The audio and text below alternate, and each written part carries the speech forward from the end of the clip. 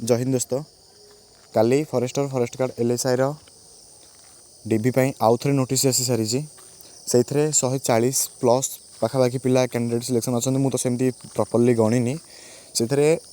1800 rank पाखापाखि यूआर पिला नहीं SCD पिला 450 पाखापाखि पिला नहीं ताले ये जना पड़ी जो मैंने यूआर पिला आगुरी सिलेक्शन होते मेरिट को वेट करते तो से रैंक तो पूरा सेफ रही जाऊँगी। आउ रहा O3 चेयरमैन सर जो कहते कि नहीं तुम अक्टोबर मंथ भितर टोटल सीरी 2 रिक्रुटमेंट आम प्रोसेस आम कंप्लीट करदेबू कौन से पॉसिबल हो पार देख 25 तारीख भितर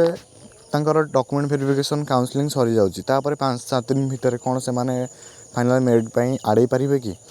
जदि O3 निजे गोटे लॉजिकली भाव सी जब फास्ट फरवर्ड काम करने चाहूँ ना काली संडे थिला संडे राति 11टार नोटिस आसी पार्ची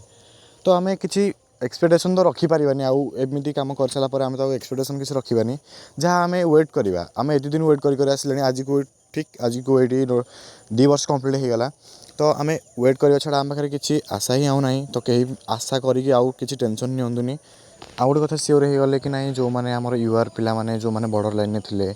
एसी पिला माने जो मैंने बॉर्डर लाइन थे से भावुले ना हो पारे कि कौन आटलिस्ट तो से सेफ हो गले ना तो जो मैंने टेंशन में रोते तो से तो आउ से किसी भावे नहीं पछे तो आहरी बहुत पिला आसले डॉक्यूमेंट वेरिफिकेशन तो से किसी पोस्ट वैकेंसी न था कौन से डाकी था कि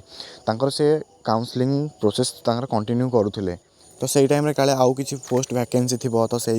जानी पार सारा आउ थ डॉक्यूमेंट वेरिफिकेशन डाकी पिला